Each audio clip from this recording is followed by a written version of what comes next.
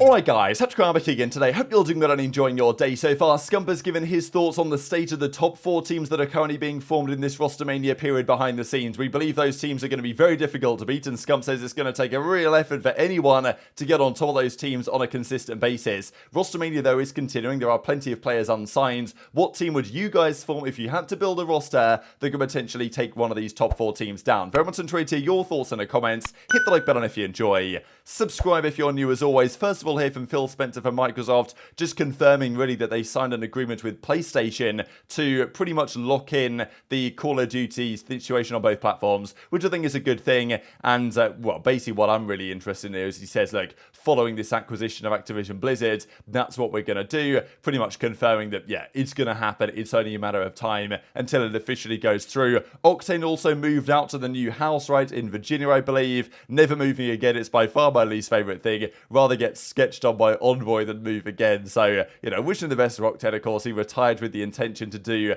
just this. Now he's done it.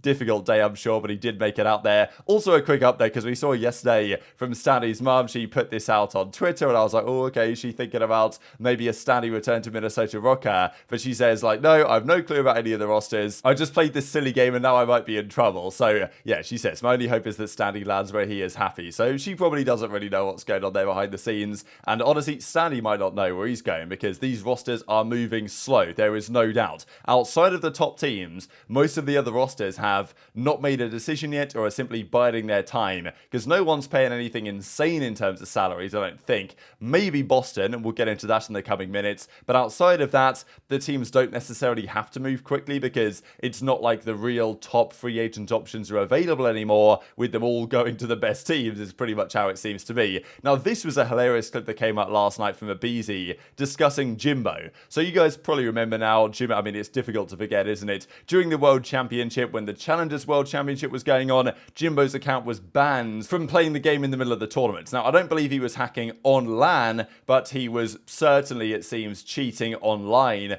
prior to the LAN, and therefore they caught up with him and banned him while he was actually at the LAN. Now, at the time, he was playing with Classic, who is FaZe's substitute, and there's always a question, when someone gets caught cheating, you always got to wonder, did the teammates know? Would they have had a good idea that this was the case? Because aBeZy says that Classic constantly used to tell those guys that, like, this guy Jimbo was unreal. And aBeZy played against Jimbo in the league. Like, let's not forget, Jimbo was in the Pro League on the Paris Legion during the Vanguard season, and actually wasn't too bad at times, but definitely wasn't great. And aBeZy's listening to Classic say that in scrims, this Jimbo guy is the best player that he's ever played with. And aBeZy's like, are you sure about that, Nicky D? Classic's like, well, I mean, seems like it to me. And then it turns out he got banned for cheating. Did you know Jimbo cheated? Nah, I didn't know he cheated. I just heard, dude, it was so funny. Every day, Nicky D, I'm not showing you, it's so funny, because Nicky D was teaming with it when he got banned, obviously. So Nicky D got forfeited at Champs. And whenever that happened, Nicky D, like, every day, like, at the facility, because he would scrim at the facility, he would scrim in the same room that we would. Every day that he would come in to the facility, he would go, dude, I swear, bro, Jimbo's the best player I've ever played with, bro. This guy is actually gross. He's the best player I've ever played with. And I was like, Jimbo? Because, like, I've played against Jimbo a lot. I was like, nah, you gotta, I was like, Nicky D, you're trolling, bro. Like, Jimbo's not that good, bro. And then he's like, nah, bro, best player I've ever played with. I swear. Like, you know how Nicky D sounds. He's like, best player I've ever played with. I'm like, really? Like, and that's interesting. And then next thing you know, bro, we get to the event, he gets banned for cheating, bro, at Champs. Nicky D just comes back to our, like, room. Bro, he just comes back to our room after he gets forfeited, like our practice room in the back at Champs. And he's like, yep, just got forfeited. Jimbo's cheating. And we're like, what? Jimbo's cheating? He's like, yeah, cheating. I don't know. So you do have to wonder, right? Because if Jimbo was basically cheating in scrims, which it seems like he was, because if this is the case and he was just like unbelievably good whenever Classic would play with Jimbo in and out of, you know, in scrims and also in matches, when Jimbo had the wall hacks on or whatever exactly he was using, then maybe they should have had a better idea. I don't know, like, if you guys think there's any culpability there on the players that player teams with. It's always difficult to say whether they should carry any weight of responsibility, because it's not their fault that their teammate cheated. But you've got to think that Classic should have maybe known that something fishy was going on when Jimbo just seems like the second coming of OpTic Scumpy, and aBeZy's like, are you sure about that? Especially when there were already questions being raised about Jimbo from Doug and others that he was suspect, right? So I don't know, but anyway, they got him eventually, and I think it's going to be a challenge for Jimbo to return, let's say, to the Call of Duty landscape anytime soon, and for good reason. We don't want him back. Let's talk Rostermania then, because all we still really know is what the top 4 teams are going to be doing, but how good are those top 4 teams going to be relative to the rest of the competition? Last year, and I feel like every year we say the same thing, we look at the top teams and we say, damn, this league is so top heavy. But actually looking back at the previous rosters that we've had over the last few years, I'm not necessarily sure that's always been the case. You look at a season like, let's say, Cold War season. The FaZe team was unbelievable. Simp, aBeZy, Cellium, and Arcitys, they won 4 of the 6 events that year. But you look at the other teams, the OpTic team was pretty dysfunctional, to be honest, with Scump, Envoy, Dashy, and Formal. The AR duo didn't really work. Formal was towards the end of his career. The Scump Envoy thing didn't really make much sense to me either, at least his career in Call of Duty. The Dallas Empire team was a bit of a shambles. Huke got dropped in the end. They brought Fellow in, they brought Vivid in, and they were still pretty competitive. But looking back on it, it's like, and Toronto were good, obviously, but they still weren't quite FaZe. And then next year in Vanguard, teams definitely got better. It was a more competitive season. But even then, I think you're looking at some of the rosters from Vanguard, you think, well, they weren't as good as what we saw this past season when teams like New York, teams like Toronto, and even OpTic, I think to some extent, stepped up their game with their team. But this year we're going into, in theory, should be absolutely spectacular because all of the top teams, I think, have made some upgrades. It's really difficult to say which team is going to be the favourites here, who's going to win, and if it is always those 4 teams on the Championship Sunday, it's going to be a banger every single time, and it's going to be whoever turns up on the day is probably going to win. Kenny also, this I thought was a good little spot here, that Kenny liked this tweet from JP Krez. Okay, you can like tweets from anyone, but JP is part of OpTic, so there is always that side to the story, and Shotzzy's been on the grind actually, and Shotzzy was talking the other day about Huke, right? We saw last night, Shotzzy said, look, Huke is the guy to get outside of the top SMGs, and let's be honest, right, however nice, Shotzzy and Huke are as friends, and however well they get on, Shotzzy still dropped him on his neck for Pred. Like, that's basically how it goes here, and I don't know if Shotzzy, the warlord, is really making the calls over there, or exactly who's making the decisions. The theory is that Shotzy's making a lot of these calls, and I think he has done in the past, but I don't think he's the only man making decisions over there, but he's definitely got a part to play in it, and for all the kind words he said about Huke, he did still get him dropped in part for Pred that we believe is going to be coming in. Announced, probably, was it the 17th today? I'm pretty sure Pred gets back to the US on the 25th, so then they're going to record the announcement. It's going to be the end of the month by the time they opt to confirm things as far as I'm concerned. But this is what Scump has to say on the top 4 rosters. And he says, yeah, like, this tier list that he sees on Reddit is actually not too far off the truth. The top 4 are going to be a long way away, and then it comes down to the 5th best team and 6th best team trying to form a team that can compete. CDL next year... Yeah, I don't know, dude. Like, we've been going through the Rostermania. The league's going to be very top-heavy next year, but it's always been kind of top-heavy. But yeah, very top-heavy. I mean, again, we've seen the rosters kind of developing. There's rumors going around. If those stay the same, it's looking scary for the rest, but there's still going to be other good teams formed.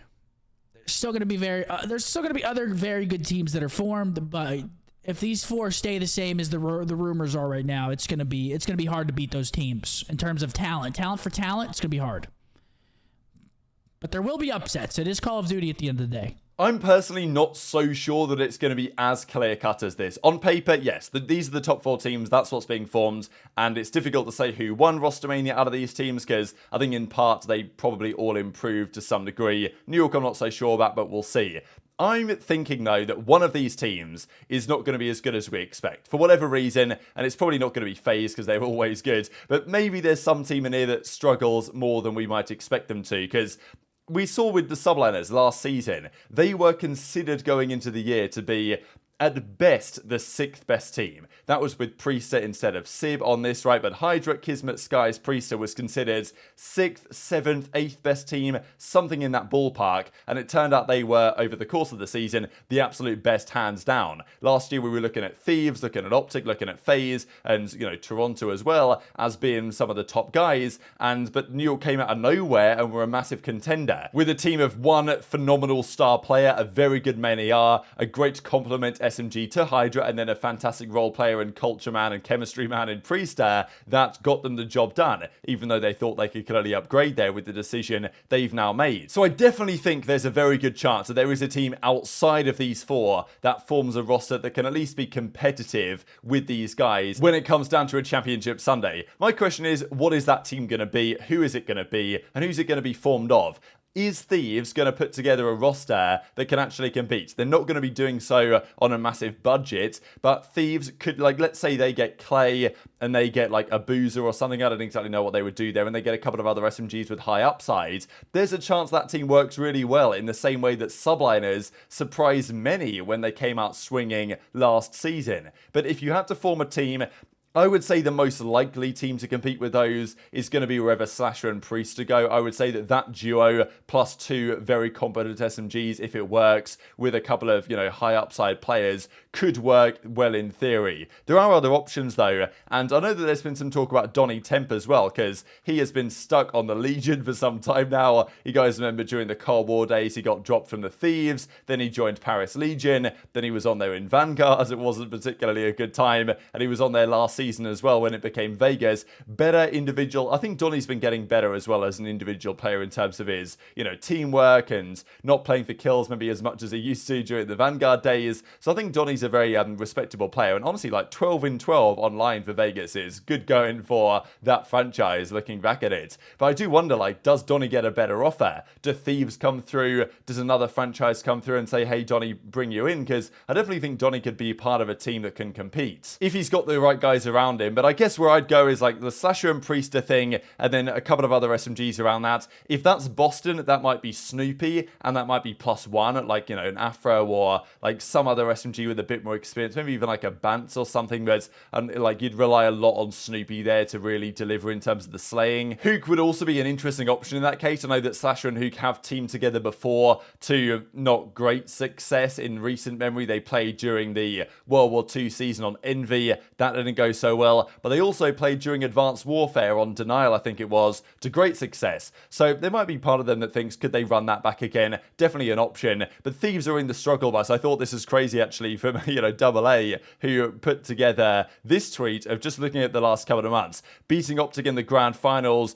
winning Major 4 as they did, Major 5 struggles, didn't get last, and then they got last at the World Championship. Farewell Octane, how it all fell apart. So it's been a wild ride for Thieves fans and for Thieves over the last couple of months. And on paper, you would go into this offseason thinking that, well, Thieves, surely they can rebuild a team that's going to be able to compete with the top guys. But they're not really considered to be that contending roster, despite the fact that whenever they do play Drazah or any of those players, it'll be very spicy, and hopefully they do have a competitive year. But very much enjoyed to your thoughts on the comments below. Hit the like button if you enjoyed. Subscribe if you're new. Take care, and I'll see you next time.